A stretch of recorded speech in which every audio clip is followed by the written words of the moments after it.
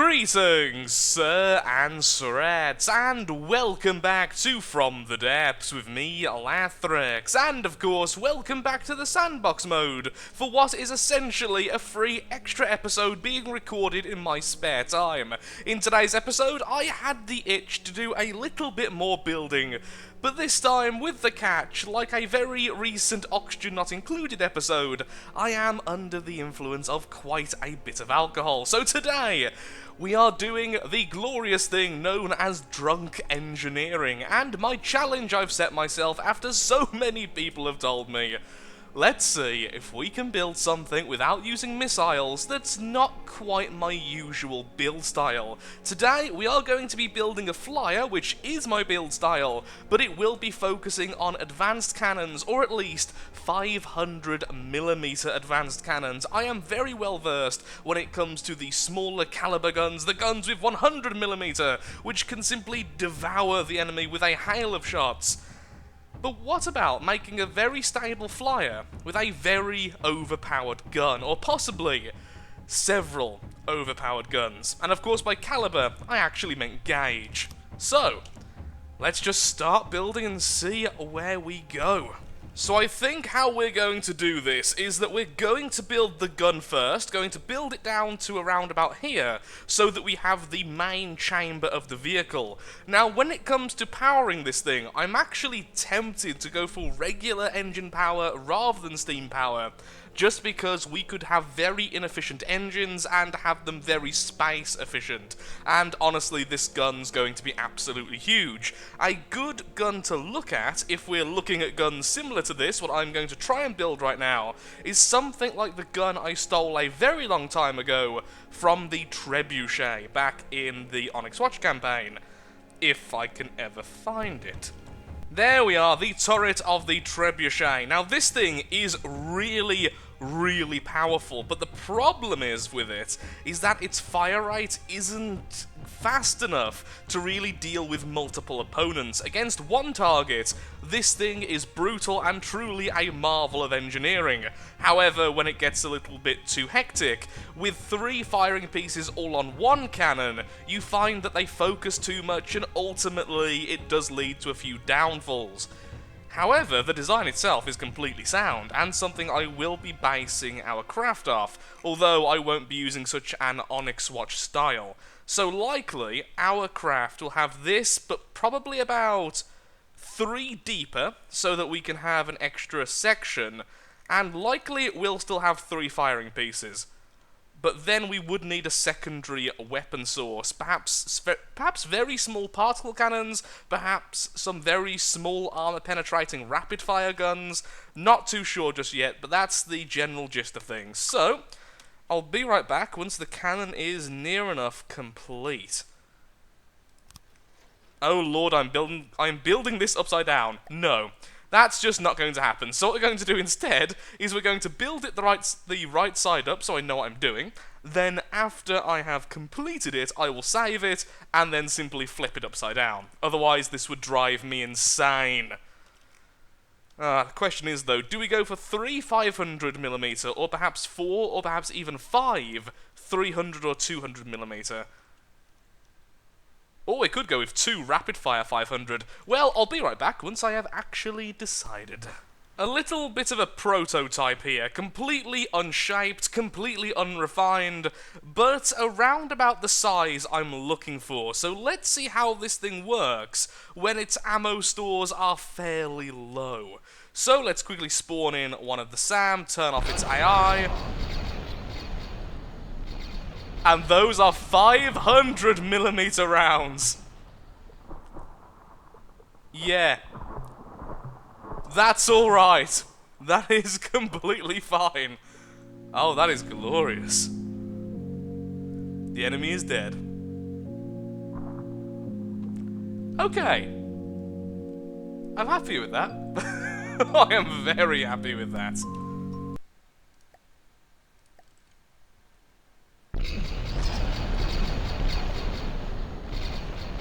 Oh, that burst fire. Very inaccurate, but that's something we can work on later.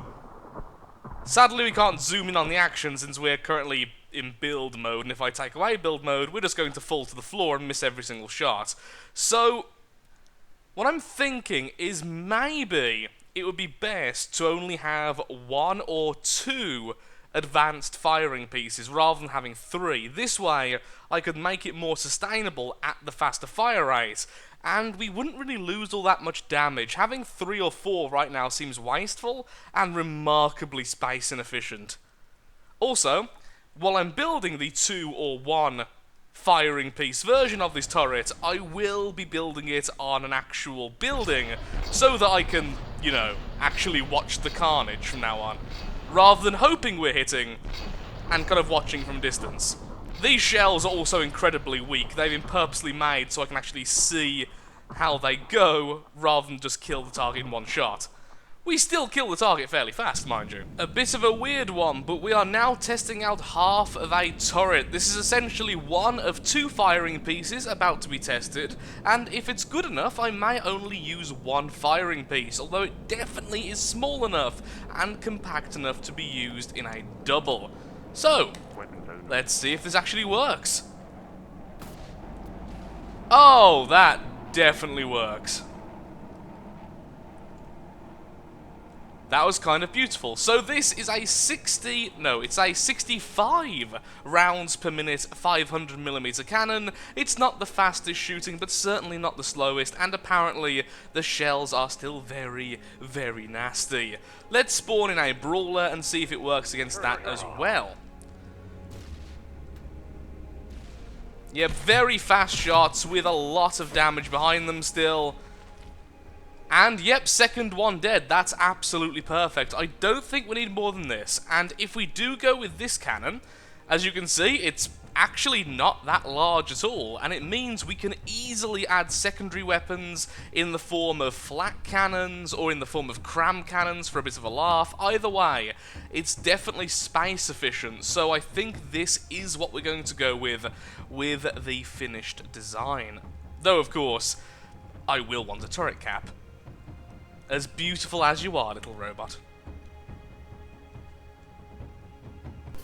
So a little while later, and I think this is the final design. It's 65 rounds per minute, it's 500mm, and it's actually just fairly good. It's not the most compact design, but honestly I can't be bothered to make the most compact design right now. But overall, in its little case, which is the minimum size we can have around the gun, while still allowing the gun free movement, we're only up to just over 1,000 volume, so I think this will turn out just fine. So what I would like is a very heavily armoured front section, then the 2 side guns will most likely be on the sides, and then all of the propulsion and the engines and such will be on a nice heavily defended section at the back. And of course, I'm not going to keep this random block in the middle. I was just making sure the size I thought the gun was is the size the gun actually is. I think I've made a flying mouth. Well, that wasn't quite my intention, but I mean, if you make a flying mouth, eat things. Words of wisdom. Feel free to quote me. I still have no idea what I'm doing, so at least now it can float in place, hurrah for that. It's going to fly much higher than this when it's completed, but now we need to do the side weapons. It also is starting to look like a really angry stingray, which I'm tempted to try and go with. Apparently everything I'm doing at the moment ends up with sea creatures. I don't know why, but it's the case. I've made a cube. I've made a gun cube. I'm oddly proud of my gun cube. Bask in my gun cube. Now, so what I think I'm going to do is have essentially armor here, no armor, armor, armor. So it has like a little porthole to sort of shoot out of. That is such a bad idea. That's just wanting to be annihilated. This whole craft just wants to be killed. Look at its face. Kill me. So I'll have one there, that gun-wise. The ammo's going to be moved to the back after I've finished the back section. And then we're actually getting quite close to being finished. Just need to clean everything up and make it look a little bit better. Yay for more weapons, though. And these will be either flak or frag weapons. Most likely frag. I also now realise I've added absolutely no recoil reduction to this thing, so this thing would send us absolutely miles. I don't really have space to do this, though. I've done a dum-dum. Well, on the upside, it's very easy to make this thing look absolutely evil, although I am somewhat tempted to maybe go for black and blue rather than black and red. This way, we could really make it look like some kind of flying whale. Either way, though, I am somewhat happy with it. Certainly ugly as sin, but in terms of an experiment in order to get better at building this sort of thing, I don't think it's entirely terrible. It has decent-ish armor once I've finished around here, around the turret segments, and all of the vital components are fairly well stored. It's not too slow, it's not overly quick though, and the guns are absolutely deadly. All three of them, the main gun being absolutely just fantastic, and the other two being quite good at taking down lightly armoured opponents or very fast opponents, since the shells are very, very quick. So, let's just finish off armouring this thing up, and then I'll fight it against something easy from the initial faction that we're currently fighting, in order to not see any spoilers for future factions. I also think that the black could be a little bit lighter. Right now I think it's a bit too dark, and it's difficult to really see the shape of the thing. Not that that's entirely bad though, mind you. The more I look at it, the more I think it looks somewhat like the hatch from Oxygen Not Included, and then the more I absolutely adore it. Honestly, it's not a good looking craft, but it is at least going to be effective, and it was a nice learning experience in this after hours video. Once again, this is recorded in my time I normally don't record videos, so hurrah for a bit of science and a good excuse to open a new bottle of wine. The one thing I do like though is these cannons. This idea here I think I will bring forward with me and will use in battleships. The main cannon is also a very good weapon, so I will be using that, just maybe in more attractive builds in the future. For the sheer fun of it, what I am going to do is spawn in the submarine we have made very, very recently and fight these two crafts against each other. My money is definitely on the sub, especially since the sub is currently the finished design, and that flyer certainly isn't. It's a crude mockery of what I know I can do. Now, the Blargle, at the moment, is what the sub is called. Don't judge me.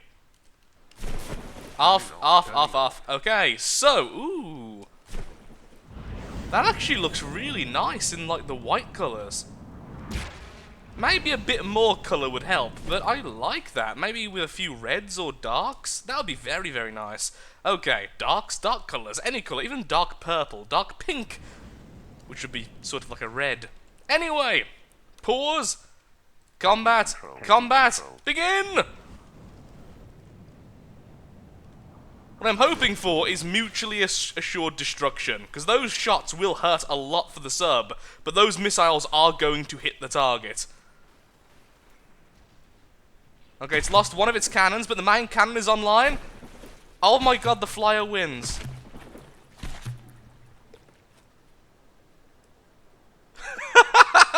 The flyer wins! Yes! Yes! Drunk engineering, you glorious sod! Oh, that was lovely.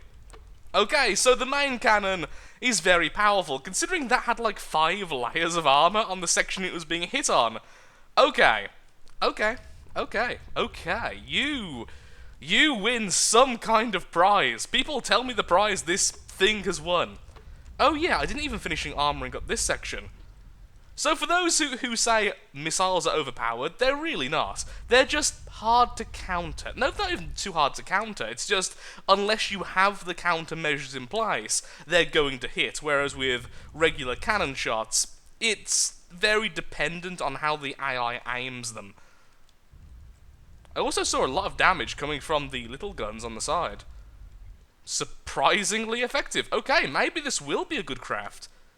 Again, I will redesign it though, because this is not going into the campaign. Smoky. I have no repair bots on this thing. It's like all common sense has been completely forgot. Don't armour up the main segment, still at the top. Don't bother with the shape of the back section. Put the turrets in the most vulnerable areas you can think of. Don't armour up the main turret. And whatever you do, do not, and I repeat, do not, make sure it can repair itself upon taking damage. Because that would be lunacy. On the upside, this really does showcase the power of the PID systems, which I believe I'm going to be doing a tutorial episode on soon, because I think it's the most requested. Once again, in the comments below, if there is a specific aspect of From the Depths you would like a tutorial series on, except for how to make things look pretty, then tell me. Currently, I think advanced cannons and the PID system are the two major things. For those who don't know, the PID system is what's currently keeping this thing aloft in the air. I think I know the perfect way to end this episode. How about the new Drunkcraft versus itself? Let's just line up. Okay, there we go. Other team, and pause for a second, and both of them be off. There we are. Turning off. So that will end up flying in just a second, and once it's completely reloaded and ready for combat, we will fight the Drunkcraft versus the Drunkcraft. And I will get off of this, because otherwise it will be unfair. If alcohol is one thing, it's fair. Once again, feel free to quote. Okay, both are ready and at a decent distance away. Combat mode is enabled, and let's go. It's really going to come down to who hits who first with the main gun. Okay, 1 direct hit, 2 direct hits, and 3 direct hits. That one going straight through and knocking out the main chamber. Yeah, I do really like how powerful these shells are. Like I was saying earlier, or at least I should have said earlier, the damage from these shells is around about 18,000 explosive damage, so it is very, very nasty, and yet they are still very quick moving. The smaller flak shells are also fairly powerful, but nowhere near the strength of the main gun.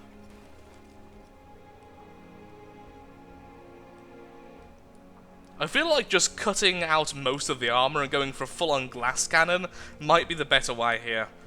Either way, that's one enemy dead. Let's spawn in a SAM so we have missiles heading towards us. Come on, let's kill the main vehicle already. Oh, there we go. Missiles hitting pretty much everywhere, and a very large section was taken down, and we are going down because of it. Although, will it get revenge before it completely goes down?